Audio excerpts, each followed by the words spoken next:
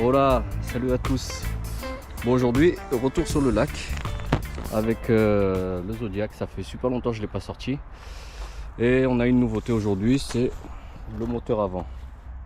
Donc voilà, ça fait un moment que je ne suis pas sorti avec le Zodiac. Et je vais vous expliquer pourquoi. Et là aujourd'hui, je vais vous montrer un peu mon nouveau moteur et le support moteur avant.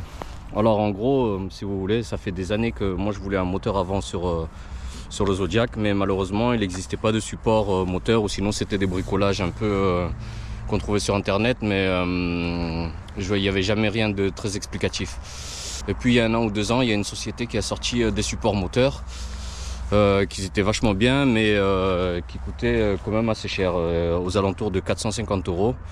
Alors que les premiers moteurs avant de la marque Minn-Kota, on peut les trouver vers 950 000 €. Donc c'est presque la moitié du prix juste pour le support moteur.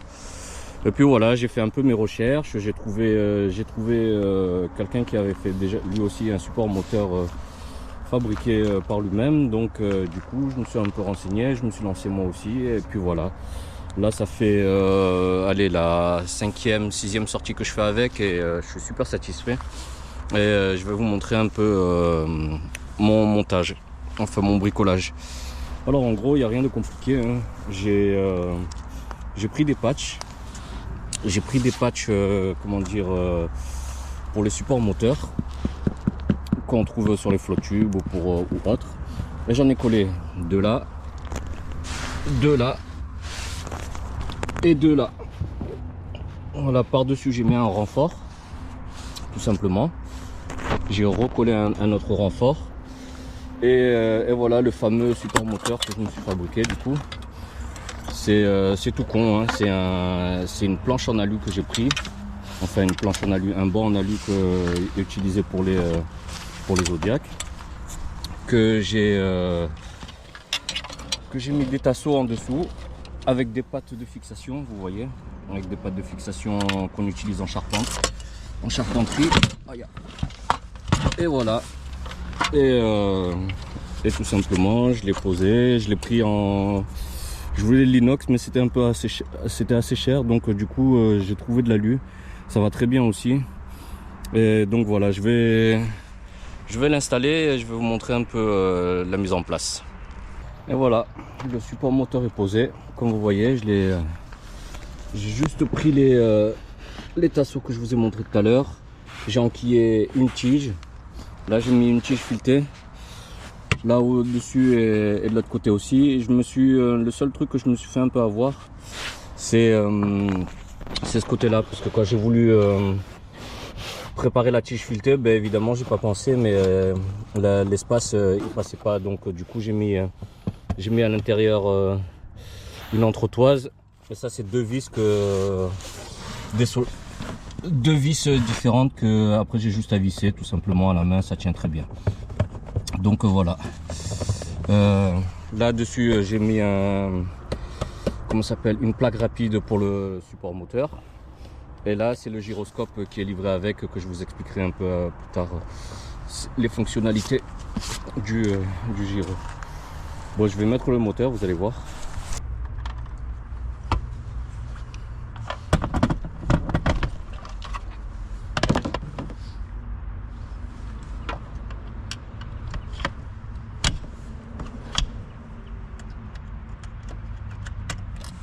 Et voilà, comme vous voyez, c'est vachement rapide à mettre.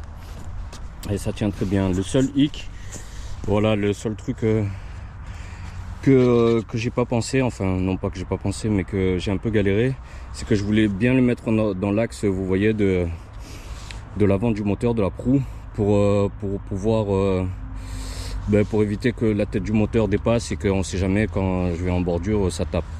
Mais bon, voilà, pour l'instant ça marcherait bien comme ça. Je vais voir un peu plus tard, parce que si je le tournais dans l'axe, soit je touchais la vis, ou soit je touchais un tasseau en dessous. Donc peut-être que plus tard je changerai le plancher alu, le banc en alu, pour le prendre un peu plus large et pour me permettre de tourner le moteur un peu plus. Donc voilà, bon, je vais aller sur l'eau et je vais vous présenter un peu le moteur, parce que il y a eu un truc aussi, c'est que c'est pour le choix du moteur. J'ai un peu galéré à trouver comment dire, des informations sur le moteur. Surtout en vidéo sur YouTube. Bon, des informations il y en a, mais sur le choix, la puissance, le modèle et tout ça, j'ai cherché pendant un moment et j'ai trouvé très peu d'informations qui comparent les moteurs. Donc voilà. Allez, on se met en place et on y va.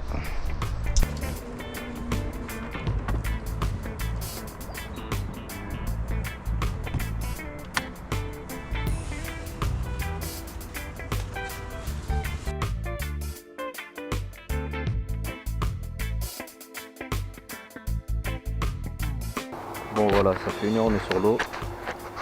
J'ai rien fait à part des petites perchettes. Bon, je vais vous expliquer un peu pourquoi je me suis pris un moteur avant. Donc avant, sur le Zodiac, j'avais que ce moteur arrière. Et tous ceux qui possèdent un Zodiac savent autant que moi la galère que c'est du moteur arrière quand il y a du vent. En fait, le problème du Zodiac, c'est que ça prend une prise au vent énormément dès que le vent se lève un peu, c'est-à-dire au-delà de 5-10 km/h. Là, comme vous voyez, il doit y avoir même pas 5 km/h de vent. Dès que ça se lève un peu, le Zodiac il dérive énormément. Donc du coup, c'était une galère à pêcher parce qu'on a toujours la main évidemment sur la barre de navigation. Et il y a un autre truc, c'est que le moteur arrière, la vitesse minimale, je suis toujours entre 1 à 1,2,5 km/h. Et ce qui est beaucoup trop vite pour les pêches que je pratique. Et pour la pêche en général. Alors que le moteur avant, vous pouvez aller de 0,2 km/h jusqu'à pratiquement comme vous voulez. Là vous voyez, là on est à 0,4 km/h. Et voilà, je me dirige comme je veux. Plus ou moins. Donc voilà, le modèle que j'ai actuellement, c'est le Minn Kota Terrova de 2024 en 55 livres la puissance. Alors j'ai pris celui-là, j'ai payé ça 1800 en promo. C'est le modèle de cette année et au début je voulais partir sur le Power Drive. Les Power Drive de chez Minn Kota, c'est la gamme d'en dessous. Alors je voulais partir sur un Power Drive d'une part parce qu'ils étaient moins chers et aussi parce que la puissance qu'ils ont chez les Power Drive, la puissance minimale qu'ils ont, ils ont aussi des 45 livres, là c'est un 55 livres. Et puis au final j'ai choisi un Terrova, même si c'était beaucoup plus cher pour plusieurs raisons. D'une part parce que au début je voulais prendre un 45 livres mais pour 10 livres de plus, on n'est jamais trop prudent et c'est toujours bien d'avoir une réserve de puissance. La deuxième raison, c'est la mise en place, du moteur. En fait, avec celui-là, avec le moteur actuel, c'est vachement facile de l'enlever et de le mettre en place. Regardez, je vais vous montrer. Hop, hop, vous voyez, il y a juste à prendre. Et paf, tout simplement. Pour le remettre, voilà, là il est bien mis. Et pour le remettre, j'ai juste à soulever, hop. Et ça, c'est beaucoup plus simple. Alors que j'ai vu que sur le Power Drive, le système est un poil plus galère, on va dire. Donc voilà. Ça, c'était une des premières raisons qui m'ont fait prendre le Terrova et aussi parce que les Power Drive, les entrées de gamme, c'est 900 €, 900-950 €. Mais malheureusement, à chaque fois que vous voulez prendre une option en plus, on monte vite dans les prix. Alors que là, pour le jeu de la chance, pour le modèle Mi de 2024 à 1800 €, j'ai 4 options qui sont vraiment bien pratiques. Alors sur ça, si vous voulez, j'ai le modèle, j'ai le Spotlock, c'est l'ancrage électronique. J'ai le mode verrouillage pilote automatique qui verrouille la route et j'ai le mode cruise qui lui il verrouille la vitesse. Et les 2024, ils ont un nouveau modèle, ils ont une nouvelle fonction en plus, c'est le mode dérive que je vais vous expliquer plus tard. Alors que pour le Power Drive, si vous voulez, Pour le Power Drive, le problème c'était 950 € juste pour le moteur en lui-même.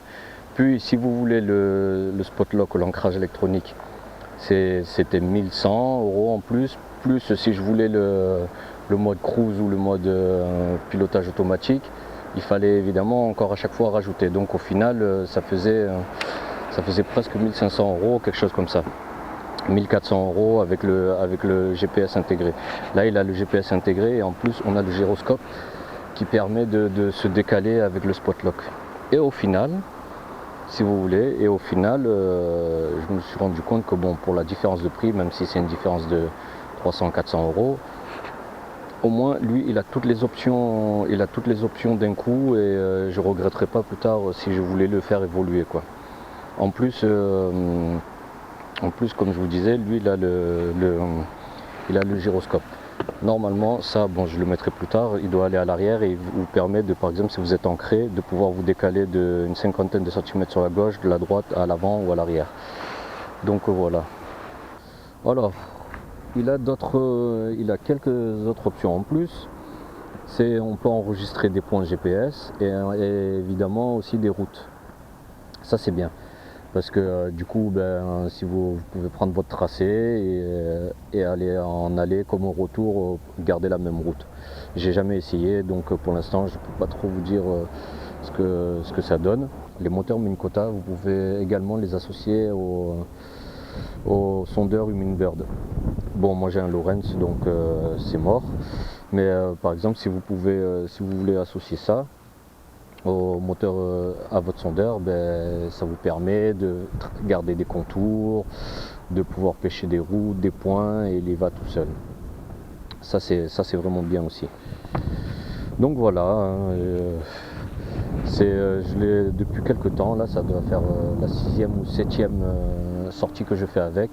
J'en suis très satisfait. C'est parce que franchement ça me change la vie. Là vous voyez, là le vent il vient de se lever à 10 km/h. Si je désactive en quelques minutes, je dérive à une vitesse incroyable. Alors que là vous voyez, paf, je garde le cap sans problème. On est en mode ancrage électronique. Il est vraiment, il tient vraiment sans problème, comme ça. Donc voilà, alors je pourrais pas vous comparer avec d'autres moteurs parce que j'ai jamais eu de moteur avant.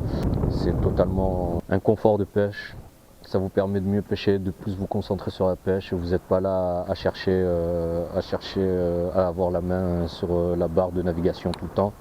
Donc c'est vraiment le top, il n'y a pas photo. Voilà, je vous mettrai quelques images en espérant que ça vous plaise. Allez, à tout à l'heure.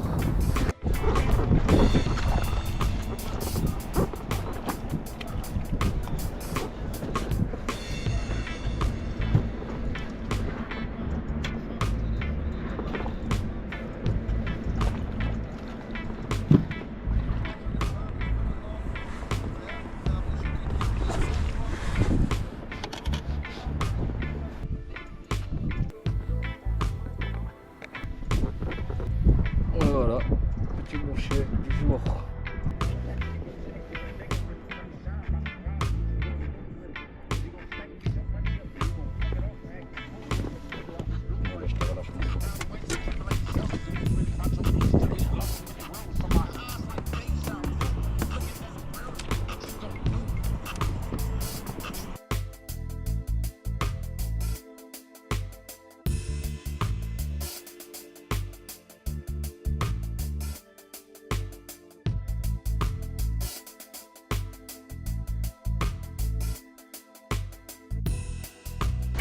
Bon voilà, je vais ranger. Je vais vous montrer encore une dernière fois un peu le détail du sport moteur. Vous voyez, là une goupille.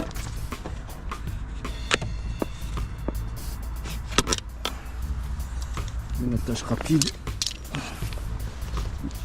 Le moteur qui s'enlève même d'une main.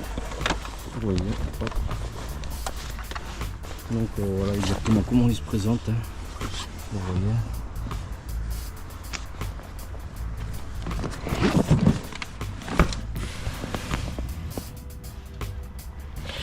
Voilà, quand je pense que je l'aurai finalisé, je vais le peindre en noir, mettre un petit coup de propre. Là il y a les anciennes marques. Lui il va aller derrière, à côté du sondeur. puis voilà. Bon, je vais vous montrer vite fait le support moteur encore une fois. Bon voilà le support moteur, hein, comme je vous avais montré en début de vidéo. Là j'ai retiré les tiges, paf, tout simplement, comme si c'était un banc. Et voilà. Un trou pour percer, pour mettre le truc, pour mettre la tige. Là l'entretoise qui est à l'intérieur. Je vous disais parce que sinon je galérais à le mettre là.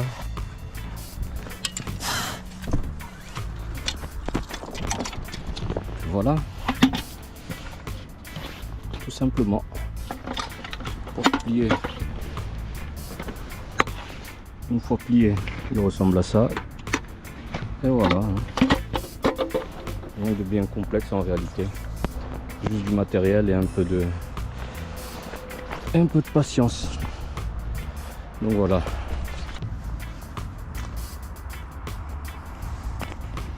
Bon voilà, la journée c'est fini. Bon voilà, j'espère que la présentation du moteur vous aura plu. Pour ceux que ça intéresse et qui se demandent est-ce que ça vaut le coup ou est-ce que c'est faisable de mettre un moteur avant sur un Zodiac, ben voilà, là, ma réponse est claire et nette, c'est oui. C'est un sacré budget, mais voilà, ça vous changera complètement la pêche.